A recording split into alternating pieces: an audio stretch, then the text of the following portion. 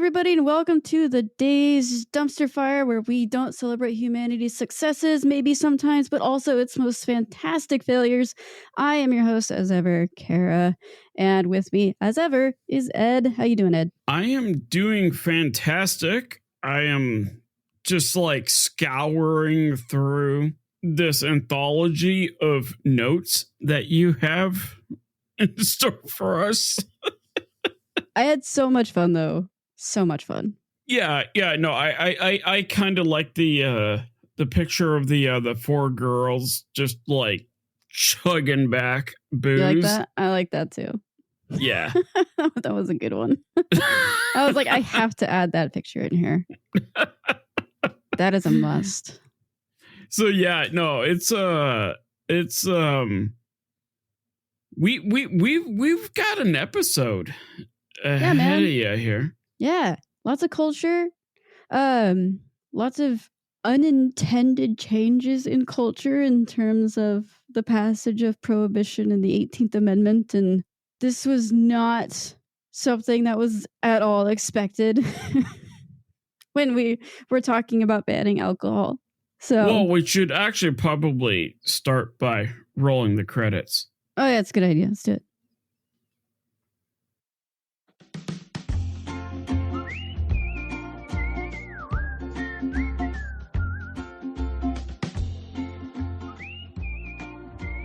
All right. And we're back. Welcome to part 3 of Prohibition. I'm calling it the hidden door. Hope everybody's doing okay out there. The hidden door? Yeah. Oh, because we're talking speakeasies today, baby. So like, are we getting into the point where like Prohibition has like officially failed? And yes. We will be doing the Charleston in the fire that is in the dumpster. That is where we're at. So yeah, no, kick it off, because I'm really curious, because I grew up around people who were around at this time, and they remember a lot of the chicanery and the craziness. Their experiences of it. That's excellent. Yes, like the St. Valentine's Day Massacre and whatnot. Excellent. Yeah. So today we're going to take a broad scope of things in terms of speakeasies and how speakeasies changed culture and kind of moved those social aspects of U.S. beliefs and traditions and things like that along. So that's what we're going to talk about. But first, let's recap just a little bit, just a wee bit, because we're on part just 200 3. years worth of recap. Let's go. Yes. I mean, we started in 16 whatever, part 1, so we might as well just help you out a little bit. January 17th, 1920, America goes dry. At least that was the idea. But within hours, the cracks begin to show. A lone woman in Washington, Maybelle Walker Willenbrandt, my girl, was tasked with enforcing the impossible, armed with just 1,500 agents who can barely make rent. Out at sea, Rum Row bristled with ships carrying contraband liquor across the Canadian border. Smuggling became a booming business. Doctors scribbled whiskey prescriptions by the millions, and a lawyer named George Remus turned loopholes made of paperwork into a personal empire. Even churches and synagogues kept the wine flowing. And while all of this was going on, the consumer, the drinker, the dancer, and the flappers were consuming the alcohol we talked about in the last episode. Women can vote. African Americans are making major cultural moves in cities, and Zelda Fitzgerald is the poster child for young progressive women. The food is new. The alcohol is flowing underground after dark, and the jazz age is booming. So let's get into it. Wait. So Zelda Fitzgerald? Yeah. I thought she was kind of quiet. Oh no, she became kind of like the role model for the flappers. Really? For a little bit. Yeah. At least that's what I read. Dang, I'm completely out of touch with reality right now. That's because okay. I always thought Zelda and S. Scott Fitzgerald, they were like too busy like fighting each other in. I mean, there was a lot of that going on, but also they were in the public eye. Like, they were celebrities at the time. That's got to be awesome. Yeah. Like, not I don't know not about only, living their lives, but sorry, go ahead. yeah, but to be known as Zelda Right? Fitzgerald, Right? that's pretty epic. Yeah. She's a really interesting human. Anybody who wants to go down that rabbit hole, I suggest you do. Yeah, no, she struggled through a lot. Yeah. Yeah. So And that may be an episode unto itself. I agree. In fact, you could do an episode on their relationship if you really wanted to. Just the drama. Yeah. Yeah, no, like those two had the most love-hate relationship known to mankind. Yeah, talk about a toxic relationship. That's one. Yes. Speaking of Fitzgerald, we're going to start our episode here with F. Scott. In a quote, He says, "It was an age of miracles. It was an age of art. It was an age of excess. And it was an age of satire." That was F. Scott Fitzgerald talking about the 1920s. I thought it was a good encompassing quote on what we're talking about today. So I'm going to have you do a brain experiment. If you're driving, please don't close your eyes. Just listen. I'd appreciate it. All right, picture this. Ready? Here we go. It's 1924, New York City. You and your friend are walking down 46th Street near Broadway just past midnight. Your friend leads you to an unmarked building. You follow him up a flight of stairs to a door with a peephole, and you wait about 30 seconds. Maybe you heard a password whispered from the person next to you, but you're not really sure. Then the door opens, and your buddy shuffles you inside. All of your senses go off at once. The smell of cigarette smoke and tobacco hit first, and then the sound of jazz, men and women talking and laughing rings in your ears. A woman's voice carries over the noise, referring to you, who had just walked through the door. She says, "Hello, sucker!" And you finally orient yourself and you take in your surroundings. You're in a room big enough for about 80 people. The walls are decorated with silk, with a small stage where a girl of maybe 14 was tap dancing to the jazz being played by a band behind her. In the center of the room, perched on a stool, is a young woman with short, blonde, curly hair, wearing a sparkling red dress, bantering with various patrons. You could swear you've seen her before. She looks like a movie star with a sense of humor. You order yourself a gin Ricky and grab a little piece of food from a tray of a pass-by waitress. So small. Your friend looks at you and he laughs and he says, "They call it finger food. It's small to make it easier when you drink." It's genius. Great idea. You enjoy your deviled egg and gin Ricky, and you think to yourself, amazing, a place to drink, party, and meet women in the middle of a prohibition. That was my grandmother. There you go. She participated in this. A lot of people did. Like, and I knew a lot of other ladies that participated in this. Oh, yeah. We're going to talk about the ladies. This is wild. Like, I like you're bringing me back to my childhood, growing up in a retirement community. Oh, how funny. That's funny. I like that. I like it. No, that's good. It's a good thing. It's a good thing. So when Prohibition began, its original intent was to ban consumption of alcohol by men who abused it in saloons. The first people who fought for it during the temperance movement in the 1800s were mostly religious, pious women who held traditional family values. As the year progressed, a new generation found themselves as young adults in a country that was dry by law. Maybe not necessarily actually dry. Maybe in some states. It's fine. Not by choice.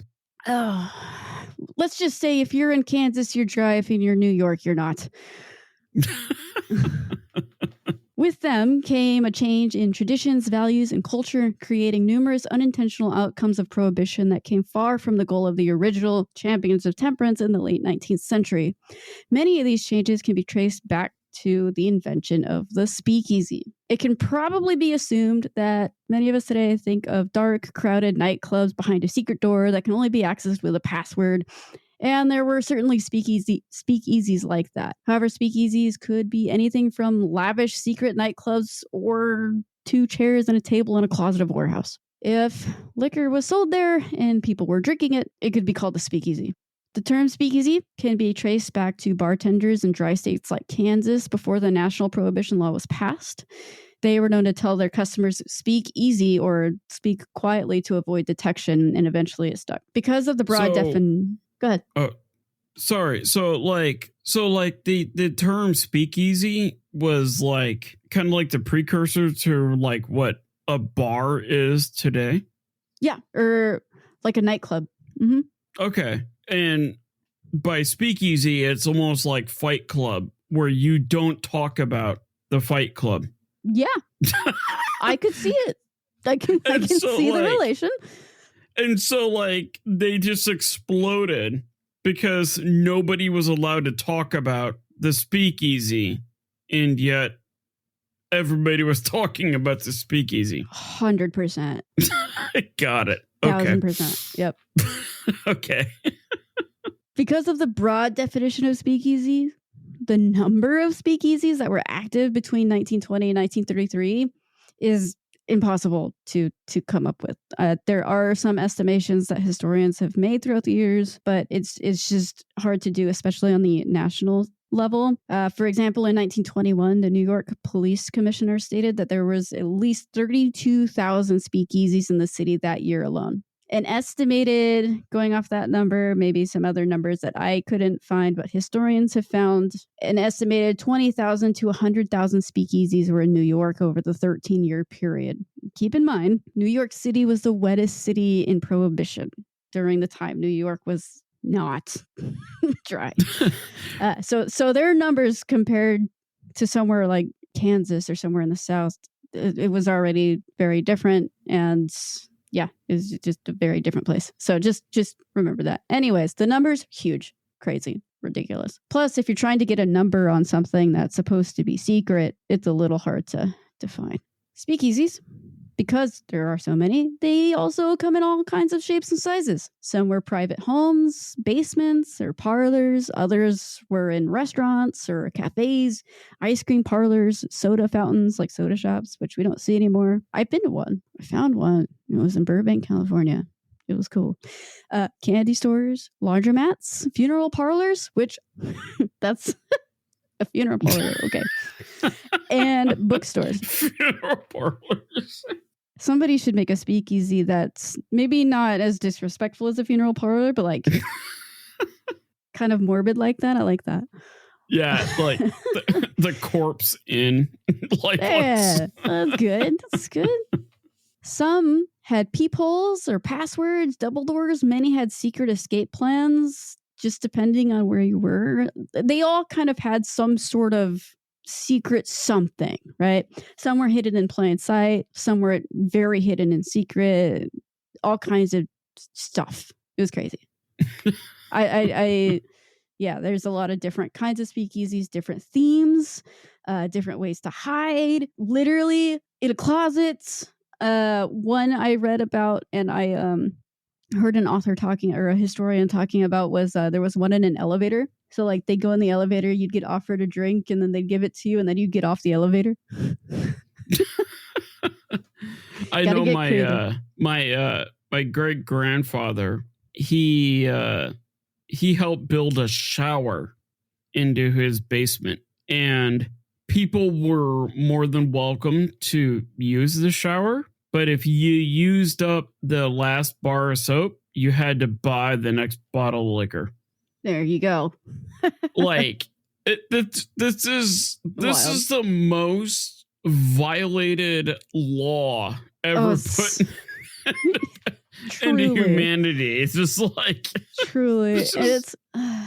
It's so funny because as much as I love Maybelle Willem Brown, I also love what the speakeasies were able to do in terms of culture.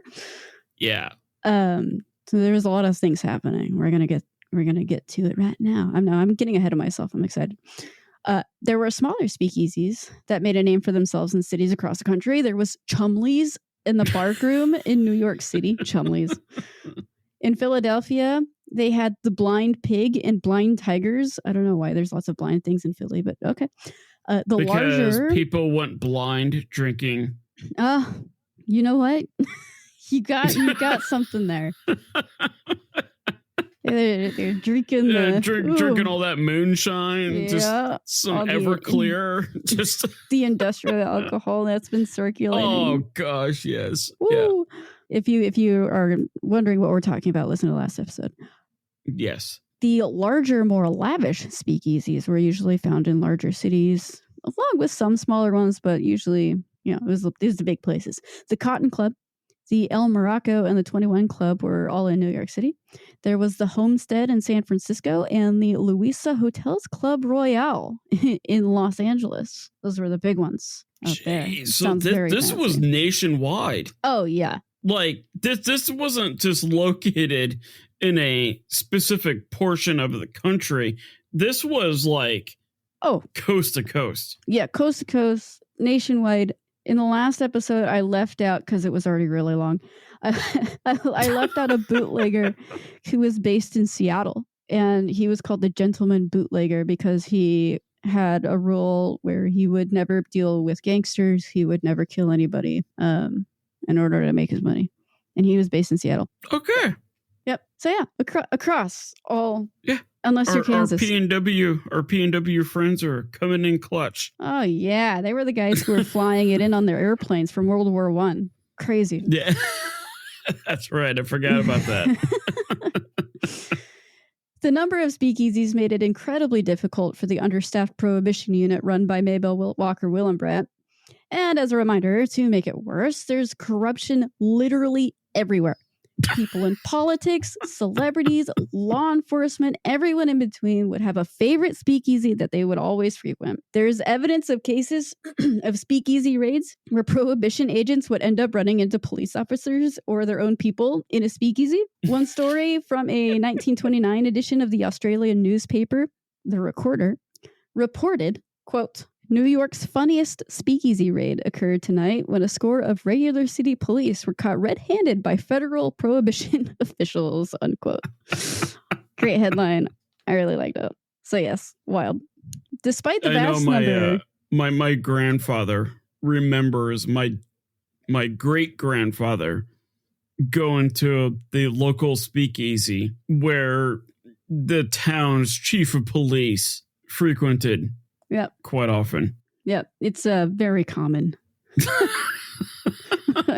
It's like I said, it's just like the most broken law known to mankind. That's why I was like, guys, I found the biggest dumpster fire in American history, I think. Like, this one's a pretty big one. That's why I'm spending so much time on it. It's fun. Anyway, despite the vast number of speakeasies and the wide range of different kinds, there were similarities or commonalities among them. They were hidden places for people to drink alcohol together. And when people are drinking, what do they generally enjoy? Food, entertainment, like music, and the opposite sex. We'll start with the first one. We're going to start with food and drink. Here we go. How did speakeasies change? Food and drinks. The purpose of a speakeasy was to have a place where people could drink in secret. That's the whole point. Sometimes it's a bit difficult to keep that secret if you have a bunch of drunk people running around after drinking in your establishment. Fair. So, speakeasy owners, especially if they were connected to a restaurant or a cafe, would offer food to mitigate that issue. And if they charged for food, guests would stay longer and spend more money there. Because the focus of a speakeasy was drinking, food portions became small and compact, making it easy to eat and easy to serve, and especially if the speakeasy is a little smaller, so you don't have a lot of room. The invention of finger foods came from this need. Deviled eggs, stuffed mushrooms, shrimp patties, oyster toast, cheese balls, this one's really gross, jellied anchovy molds, and radish roses were popular finger foods in various speakeasies that offered food with liquor at the time. And all things considered, I've actually had jellied anchovy molds. Okay. They're actually not half bad. Oh Lord. All right. I'll take your word for it. Just don't ever exhale into your spouse's face whenever you have one of those things. That's fair. Because they're pretty bad, but that's raunchy. It's a good time. For real. So next time you see little finger food plates floating around at a fancy party, remember, they exist thanks to Prohibition. In terms of drinks, cocktails themselves were born out of the necessity as well. Liquor quality, especially in smaller speakeasies, were questionable at best.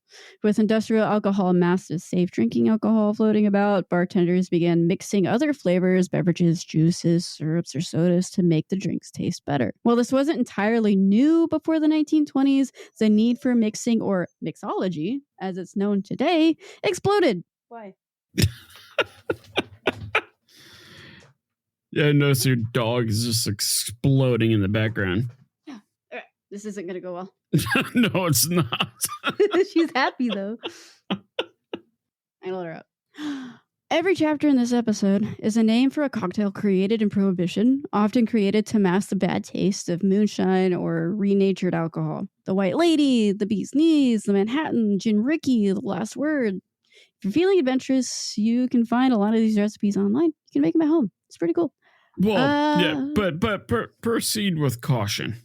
Yes, I mean, I'd suggest you don't use bad moonshine for starters. Yeah, but the last thing you need is to go blind on your way to work. Drink responsibly. Do it on a weekend. 21 and over only. Adults, please. Anyway, if you're an adult, right? But good point. I know. I'm already thinking of like the former students that we had, and like that applies to you, Nathaniel. Oliver. Don't do anything stupid. All right. Also, I didn't note this, but remember that before there wasn't really a place to go just to drink, right? Like there were the saloons. And men did go there to drink, but they also went there to like relax after work or whatever, which is fair. People are coming to speakeasies, drink to get drunk or drink to drink. So the intention is starting to change a little bit too, which I thought was interesting. So like men were becoming more alcoholic during this time? Well, no. I'm going to say no, because remember, alcohol use and arrests from alcohol and stuff like that, it started to actually decrease and go down when you compare it to the 1800s. So this actually did play a part in... It did help, yes. But then we have all of these shenanigans happening, especially with younger people. So I will say I can make the argument that it did help with moderation. Okay. I think. But then we have Langston Hughes. Yes. Chapter 14. Busy Izzy Highball. Busy Izzy Highballs. Here we go. Yeah, we're going to start this chapter with a short little poem by Langston Hughes called Harlem. What happens to a dream deferred? Does it dry up like a raisin in the sun, or fester like a sore and then run?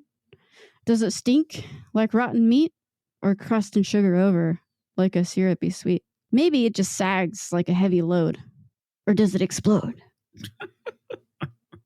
Such a good poem. Yeah, no, I studied this poem in college.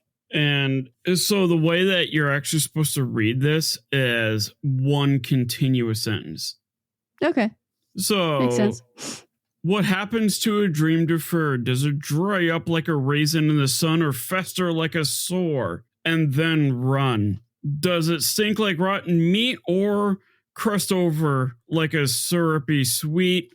Maybe it just sags like a heavy load, or does it explode? Nice.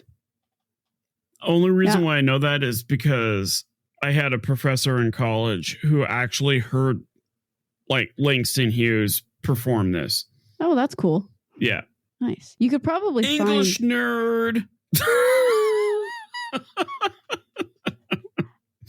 I'm wondering if you can find like a video of him reading it.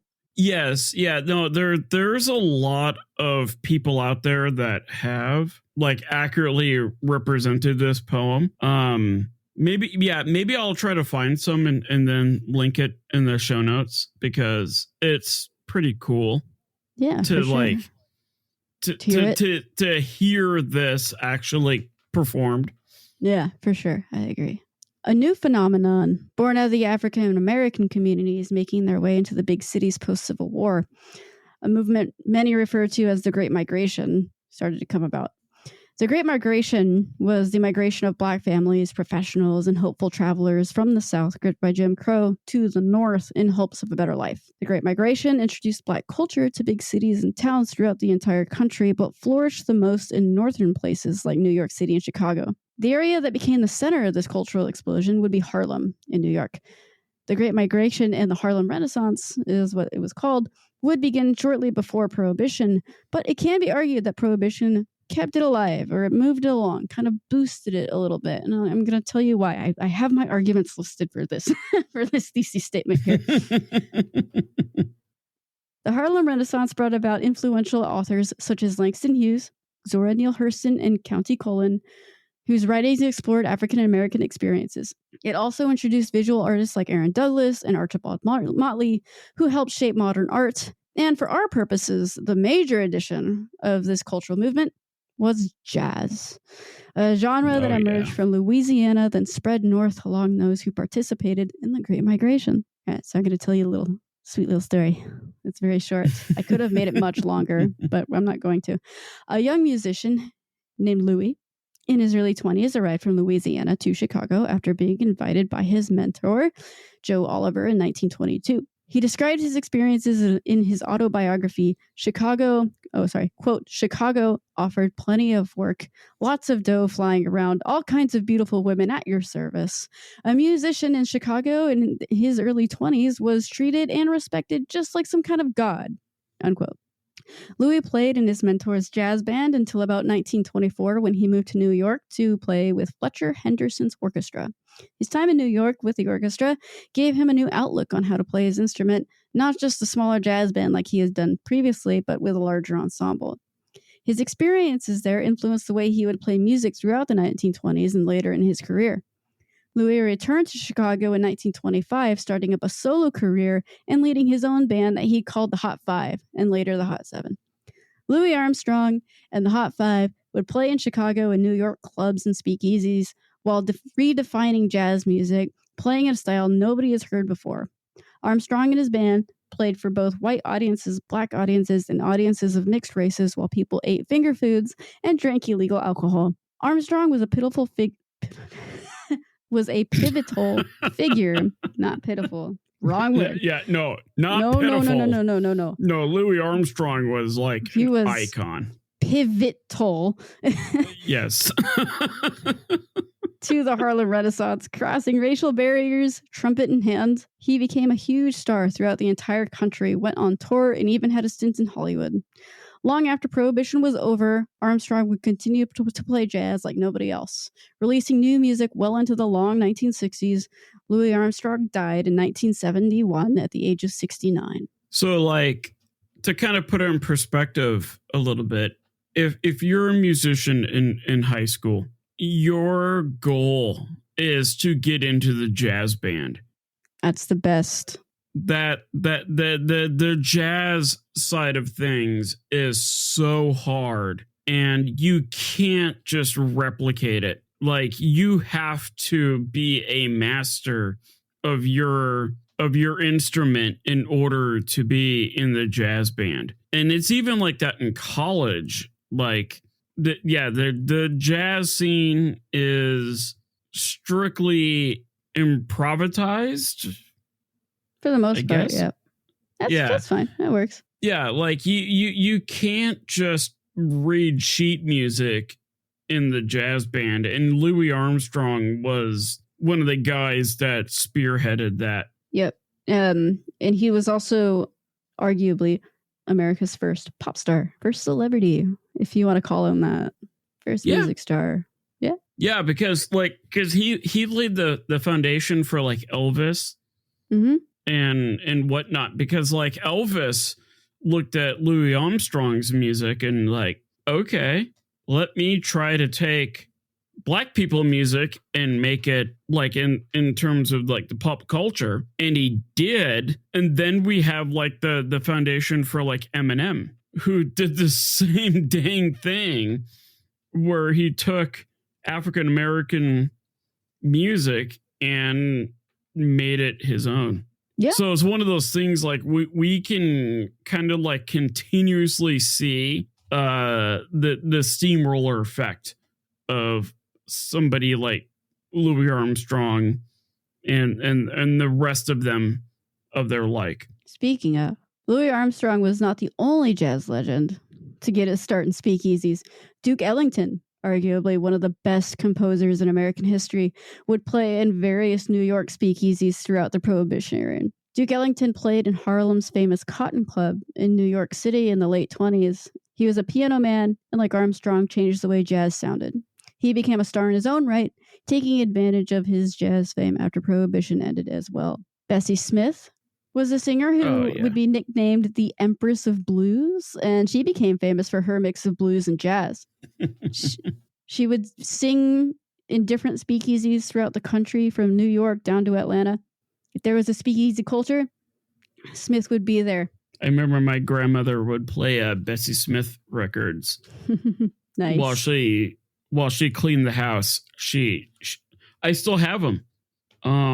Yeah. Well, I mean, obviously, the audience can't see, but I'm pointing towards the Bessie Smith records that I have from the 1920s and 1930s sitting on my bookshelf. Yeah, that's cool. That, man, you did your research. Did my homework.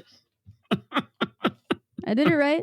Love it. Well, the Harlem Renaissance and jazz culture spread throughout big cities. It's important to note that this did not at all mean racism and segregation did not exist in these spaces.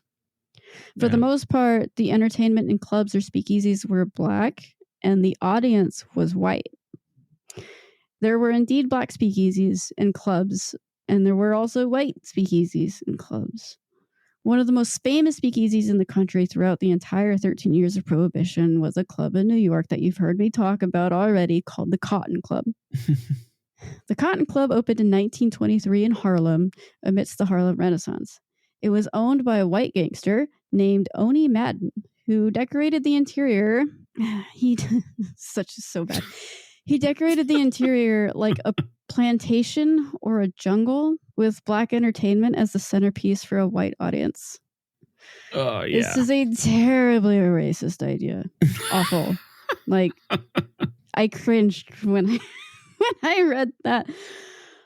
At the same time, black performers such as Duke Ellington, Cab Calloway, Bill Bojangles Robinson, and Ethel Waters were able to reach audiences that they would have never dreamed of. The club had broadcast their performances on the radio, reaching people far beyond Harlem. But also, that doesn't mean they were treated very well. So it's like, you don't know how to feel about it. It's the 20s, it's hard. And I would say a lot of the listeners had no idea that they were listening to black folks. Yes, in fact, it wasn't until television came out that it became apparent, like, oh, wait, my favorite performer is black? And then it got super awkward. Yes. Unless they saw them live, like if they went out of their way to go see them live, which is different. Yeah. Because then I feel like if you are going to a speakeasy to see live entertainment or a jazz club, you're going to expect them to be, the musicians to be African American. But then again, though, too, like, you don't give a crap.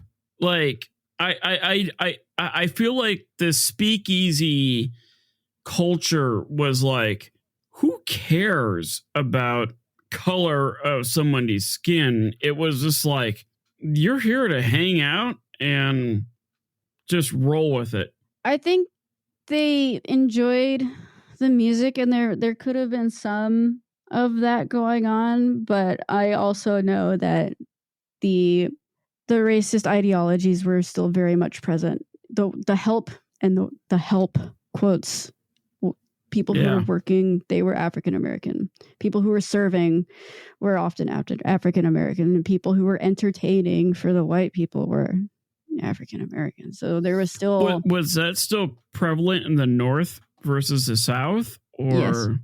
Even in Harlem. Really? Interesting. Okay. Yeah. So we aren't quite to a point where we're not quite to a point where segregation doesn't exist. Segregation is still very real. It's not as bad in the North as it was in the South, But it crept its way up still. Like the South, you have full on Jim Crow. The South, very much way more strict than in the North, but you still had that happening at a lower level, I guess. Interesting. Okay. Yeah. I always thought, because based off of like what my grandfather described, but we're also talking about Elgin, Illinois, right? Yeah. Just outside of Chicago. Like, he remembers a very different time in American history. Mm-hmm. But then again, though, like what he saw, because he's a primary source, what he saw was just a tip of the iceberg compared to what was really going on across the nation. Yeah, drop in the barrel. And like I said, there were definitely communities who were much more tolerant of each other and treated each other with respect and all of that stuff. But I think it's important not to, I don't want to say downplay, but it's important to understand that this is still a very racist time period. Very divisive. They were racist. Time period. Like, we can never escape the divisiveness of race in this nation. Nope. From before the Civil War, during the Civil War, after the Civil War, it's still a hot mess. It's still a hot mess. Yes. It's a whole thing. Yeah. Yeah. So just, I wanted to make sure that we cover everything, the good, the bad, and the ugly. So there you have it. The Cotton Club. In contrast to the Cotton Club, however, there were several Black-owned speakeasies throughout the United States during the Prohibition era that spurred the Harlem Renaissance and even supported inclusivity in some cases. Pod and Jerry's, great name, in Harlem was a Black-owned speakeasy on what would become known as Swing Street. During the 1930s, the club would accept both Black and white compatriots in their establishment and was open until 1966. The Black and Tan Club, which I've heard of, in Seattle, Washington, was a Black-owned club that opened in 1916. During Prohibition, it hosted countless jazz stars and served people from all backgrounds in the Seattle area. Its staff was all Black, and it remained open until about 1969. The club is still a famous landmark today. In Seattle, I thought this guy was pretty interesting. I couldn't find a lot of information about him, but I found a couple museum sources that were pretty cool. In Seattle, John Henry Doc Hamilton from Mississippi opened his speakeasy in 1920, right at the start of Prohibition. His family moved to Seattle in 1914 to escape Jim Crow as part of the Great Migration of the early 19th century. He served in France in the 92nd Infantry Division during World War I. In 1920, when Prohibition went into effect, Hamilton opened his speakeasy in his house and operated there for 4 years before he was shut down by law enforcement. He would open several more, including one that he called the Barbecue Pit. Hamilton had guests that included members of law enforcement, aristocratic members in Seattle, and the mayor, Edwin J. Brown. Between 1924 and 1933, he was raided several times, but he was protected by the judges and politicians who would frequent the pit. However, in 1932, he was convicted of 5 years in prison, but he was pardoned 10 months later in 1933. So I thought he was a pretty cool guy. I noticed a lot of this was in the P&W. Uh-huh. Yeah, that was kind of surprising to me. I thought like New York, Chicago, Detroit was going to be... And New York has been fairly massive. And if you do think about the Great Migration more, if you deep dive into it, or the Harlem Renaissance, Chicago is a lot bigger of a deal than New York is. But yeah. I think arguably, both New York and Chicago are up there. But yeah, the P&W. Yeah, it's just interesting to see how like Seattle. Yeah, isn't that funny? Kind of a hotbed for all of this. Seattle is popping. Despite the underlying racial issues, the Harlem Renaissance was an important step forward for African American culture with a backdrop of speakeasy entertainment. I would make the argument that speakeasy club culture would be a stepping stone, not the full cause, but a stepping stone, towards the civil rights movements, later in the 20th century due to the exposure of Black culture to white audiences and the intermingling of people in these spaces that chipped away at old traditions from the 1800s. I would agree with that. Like 100%. Oh, you agree? Yeah. when you read the literature from the time period, like this isn't.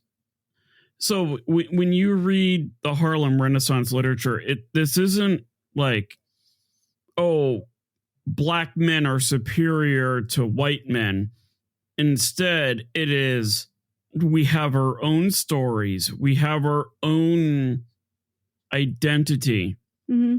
And so much of what was being projected at that time was trying to like show the world like this Black identity. So like, yeah, I 100% agree that like the 1800s were carrying the momentum into the 1920s. Mm-hmm. And the 1920s into the 60s. Yes, because that's a whole nother era of literature. That piece of history has a special place in my heart. Yes. It does. All right. Chapter 15, The White Lady. We're going to start with another poem here. The Flapper by Dorothy Parker. The playful flapper here we see, the fairest of the fair. She's not what grandma used to be, you might say au contraire. Her girlish ways may make a stir, her manners cause a scene, but there is no more harm in her than a submarine. than in a submarine. She nightly knocks for many a goal, the usual dancing men. Her speed is great, but her control is something else again. All spotlights focus on her pranks, all tongues her prowess herald.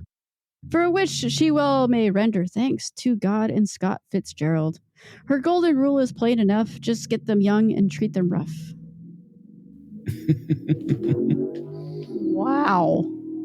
Did you just like a top fuel car just drive by? Right? It's 10:15. My goodness. Anyway, that was rude. Here we go. Before the 18th Amendment was passed, saloons were primarily a gathering place for men. Women were generally not allowed in such establishments, and seeing a woman drink in public was extremely rare, typically only occurring in aristocratic restaurants or hotels. This gendered separation in public would be turned on its head when the U.S. went to war in 1917. So we're going to go back just a little bit. Just a tiny bit. During World War I, women stepped into roles traditionally held by men, taking jobs in factories, offices, and other workplaces. After the war, many women sought to maintain this newfound independence and financial autonomy. Even their clothing reflected their new attitudes towards their gender roles. They traded corsets and massive dresses for the more utilitarian or scandalous fashions. Fabrics became lighter, hemlines rose just a little bit, and hair was cut to the now famous bob. The concept of the new woman emerged during this period, symbolizing independence, mobility, and social change. The 19th Amendment in 1920 granted women the right to vote, a milestone they had been working towards for 72 years, signaling that domestic life and traditional expectations for women publicly was in a new era. Here we go. Women's rights. Woo! With more independence and a growing sense of freedom, the newest generation of women embraced behaviors that had previously been the domain of men. They worked, they voted, they smoked, and they drank. The rise of speakeasies during Prohibition made it a lot easier for women to break social norms. After all, if society was already flouting the law by drinking illegally, why adhere to traditional expectations? It doesn't make sense. That's stupid. And so, society was introduced to a new cultural icon of the 1920s, the flapper. Flappers were young, vibrant, and unapologetic in their enjoyment of dancing, fashion, and social life. Speakeasies became a natural space for them to flourish, embracing freedom and leisure in ways their mothers had never imagined. As Zelda Fitzgerald has described, quote, "The flapper awoke from her lethargy of subdebism, bobbed her hair, put on her choicest pair of earrings, and a great deal of audacity and rogue, and went into battle. She flirted because it was fun to flirt and wore a one-piece bathing suit because she had a good figure. She covered her face with powder and paint because she didn't need it, and she refused to be bored chiefly because she wasn't boring. She was conscious that the things she did were the things she had always wanted to do. Mothers disapproved of their sons taking the flapper to dances, to teas, to swim, and most of all, to heart. Unquote. So I actually have a picture of my grandmother where she is the iconic flapper image, because the idea of the flapper came from that women would wear their Victorian boots, but they wouldn't lace them up all the way. So like they were showing some like serious ankle. Oh yeah, like it was crazy. Right at the knee. That's woo. Yeah. Hemline at the knee, man. That was woo boy. You're really pushing it.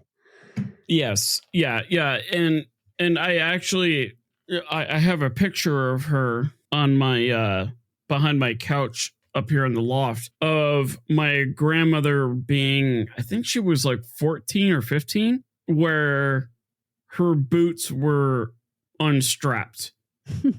How dare she? And that was the equivalence to like my oldest daughter getting a nose piercing. Okay. Like my great grandparents could not handle That's funny.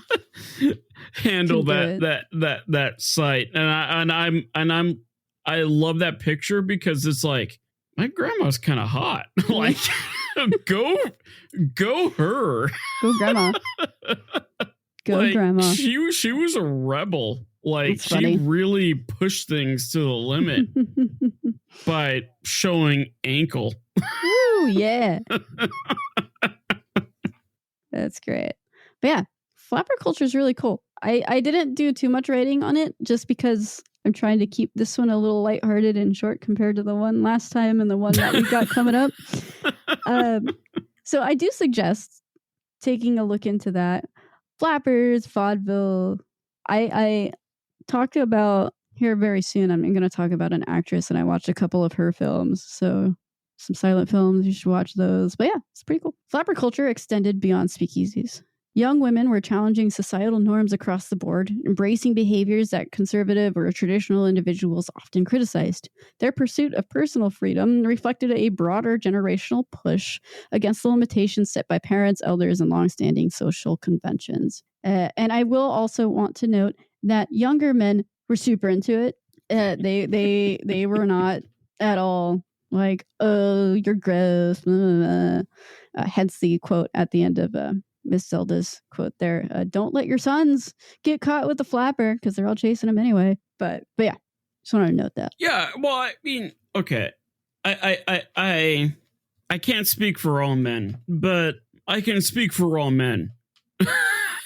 In that, like, a woman who is like self-empowered and is capable of holding her own and is completely cool with her identity is way more attractive than somebody who doubts every ounce of herself. Oh yeah, confidence. Yeah, and I think it goes the other way too. I think women like a man who's confident but not a jerk.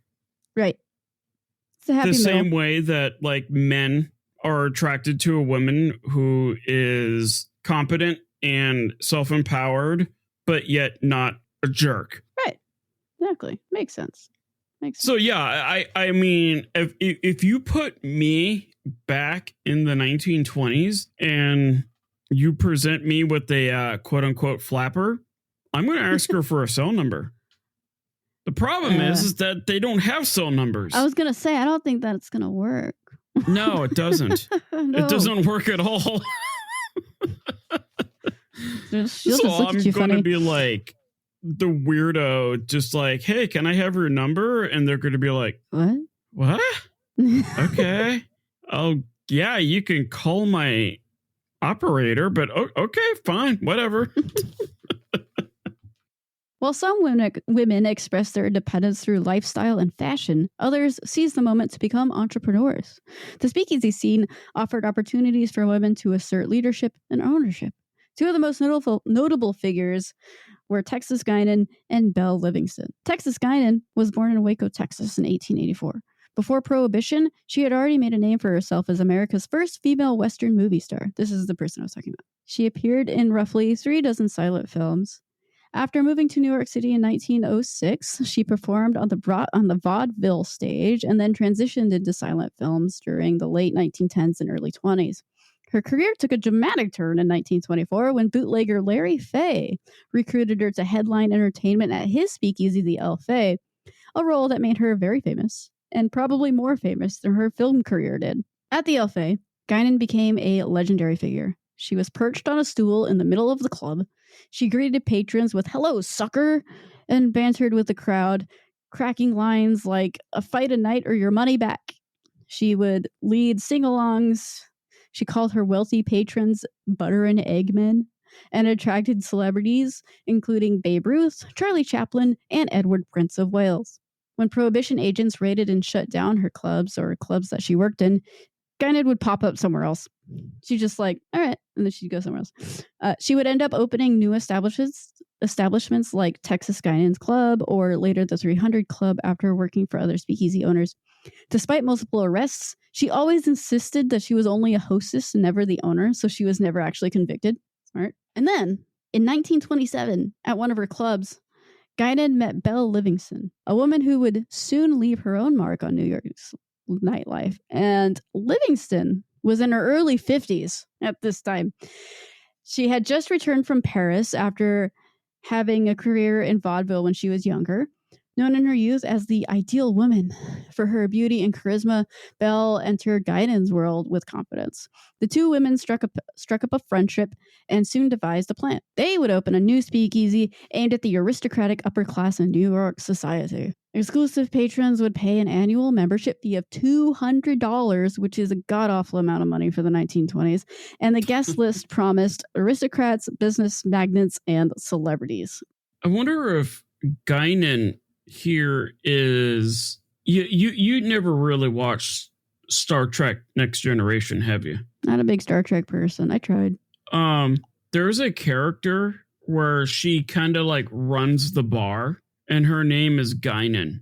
That sounds like it's probably inspired. Yeah, because she in the series, she traces her lineage all the way back to like the 1700s. Oh, that's funny. And yeah, she's done everything from running bars, speakeasies, the works. So I wonder if they based that character off of the actual Guinan. I wouldn't be surprised. That's actually really cool. I had no idea. Yeah, I didn't either. And I was reading about her and I was like, this is cool. Yeah, like she's pretty I like this lady. Yeah, she's been through it. Yeah. So Belle and Tex found investors among the speakeasy crowd, maybe a gangster, and then they went into operation. This first attempt did not last. It was raided by Prohibition agents in 1929. She would try again later that year, but that one was also raided not long after it opened. Belle Livingston did not give up, however. She would open her club for the third time at 126 East 58th Street in Manhattan. She asked for permission and protection from a nearby speakeasy owner / mobster before she opened her own club to ensure it would stay open. His answer to her was, "Lady, go as far as you like." Love it. Great. Livingston called this club the 58th County Country Club. Sorry, the 58th Street Country Club. And its opening night was scheduled for October 25th, 1930. That night, Livingston's club drew the highest members of society, just like she had hoped for. Some of the guests had arrived were Archduke Leopold of Russia, the Duke of Manchester, John D. Rockefeller, and Al Capone. One story I read, and I thought this was interesting, is Livingston checked in at Al Capone's table and overcharged them by $1,000 for tea and coffee. When she returned to the table expecting something that would meet their reputation, the check was paid in full and the table was straightened out easy for cleanup. That night... Yeah, that sounds like an Al Capone. For real. Type of thing. I agree.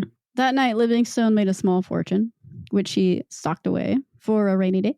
That day would come a few weeks later when her club was raided again.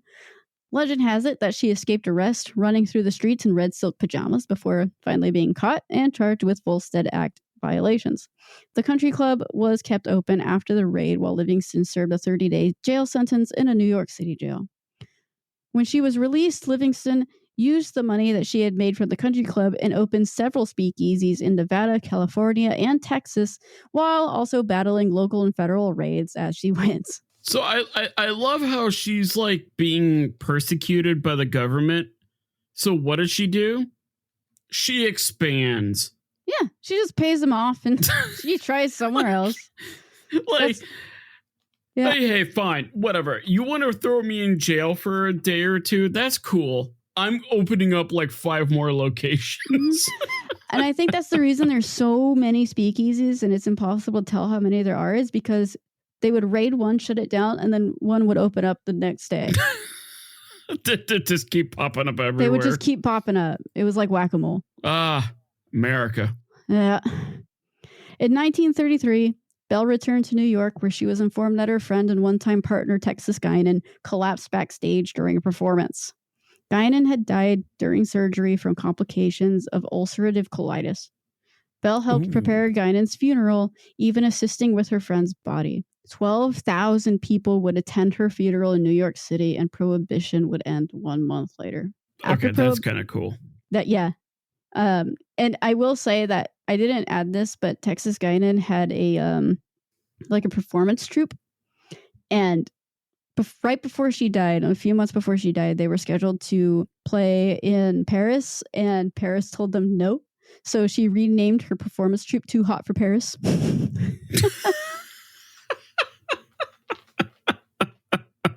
It was great. I was like, she's got spunk. I like it. Oh, man. Was she African American or? No, she was white. She was white? Really? Yep. Man. Yeah. She's got cojones, man. She's pretty great. Cool. Yeah. After Prohibition ended, Belle Livingston eventually settled in France, where she died in 1957 at the age of 82. Her epitaph inscribed on her monument fittingly reads, "This is the only stone I have left unturned." Great. These women. Love it. I love it. That's awesome. Yeah. That's a pretty good story. It's pretty good. The only stone I've left unturned. That's fair enough. Fair enough. All right, let's round it out here. So now that we've explored speakeasies, cocktails, the Harlem Renaissance, and a little bit of flapper action, I want you to go back to that speakeasy we visited in the beginning of this episode, where you were greeted by Texas Guinan's "Hello, sucker," and the smell of cigarettes. As the music winds down and the last cocktail glass is emptied, you step back out through the hidden door and into the cool night air. The laughter and jazz fades behind you. Alcohol and bootleggers gave us the ability to drink in secret, like the speakeasy I described to you. In turn, speakeasies gave us finger foods, cocktails, flappers, and jazz. But alcohol and speakeasies also gave rise to something far more dangerous: organized crime. As we learned in the last episode, behind every gin Ricky and bee's knees was a supply chain run by bootleggers, rum runners, and mob bosses. From the streets of New York to the alleys of Chicago, Prohibition didn't just create jazz clubs, but it also built underground empires. So, next time, for part 4, we'll follow the money instead of following the alcohol. We'll meet the gangsters, the gunmen, and the empire builders who turned America's thirst for alcohol into a thirst for power. Because if the 1920s were the age of excess, as Fitzgerald told us, they were also the age of gangsters. And that's where we'll meet for part 4. So, to kind of put a flourish on this, my grandfather was a little boy in Chicago, and him and his dad went into Chicago for whatever business or whatever. And a cop came up to my grandfather and said, "Hey, stay on the right side of the law. Like, don't get in the bad side." That cop then went into a florist shop where him and 8 other guys mowed down like a bunch of Al Capone's compatriots. And my grandfather stood outside listening to the gunfire while he was like 8-9 years old. And yeah, he witnessed the St. Valentine's Day massacre. That's crazy. That's where we're going next, I'm assuming. Yes, that's why I was like, we're gonna do a light episode today because you're gonna get some dark things. Well, yes, but then again, though, it's one of those things where in American history, if you try to restrict something, people are always going to push back. And we've seen that with like the cartels and all that kind of stuff today, where if you try to restrict something to an extreme, it just means that people are going to militarize and armor up and they're going to fight back.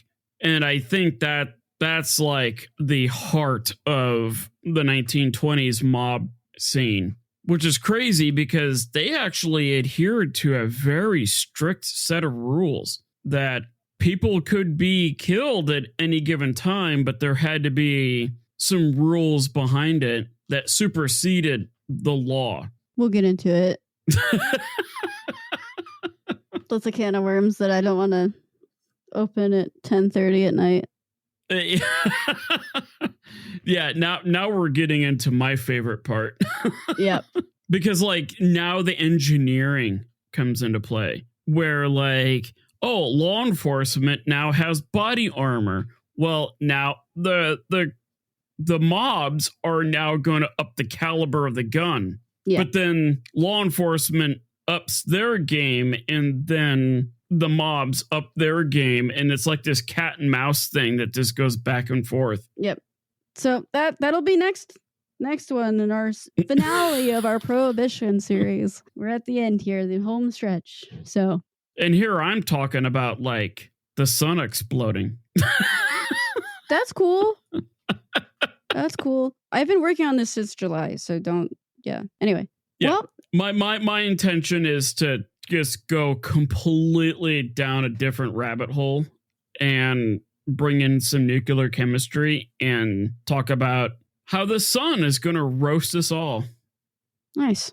And then I also want to look at the the Deepwater Horizon incident. Okay, cool. Do you remember that? I'm sure I do. I'm just tired. Yeah, you may have been a little young for it, but that was like the drilling rig that hit like 40,000 psi of pressure in the Gulf of Mexico, and the whole thing just exploded. Sweet. Yeah, it's a good time. That is a good time. Excellent. Well, things to look forward to.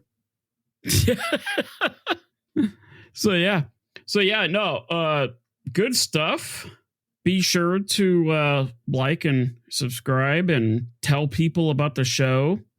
We are actually growing again ever since our show got temporarily deleted. We're back. Tell friends and family, grab their phones. Be sure to hit us up on Instagram. Be sure to hit us up on thedaysdumpsterfire.com. I'm sure Kara is going to get things updated there in a timely manner. Hey man, once I finish this episode that I've been working on since July, I will get that updated. But yeah, no, check us out on thedaysdumpsterfire.com. There you'll find a lot of Kara's like stellar artwork and whatnot. I guess in the meantime, don't join the mob. Mm-hmm. Don't embrace your inner flapper. Don't kill lots of people. Embrace your inner flapper. Stay a flapper. Yes. Be a flapper. Yes. Yep. Even if you're wearing Chucks, be a flapper. That's how we do it. All right, guys. Keep it a hot mess. We will see you in the next one. Alrighty. Take it easy.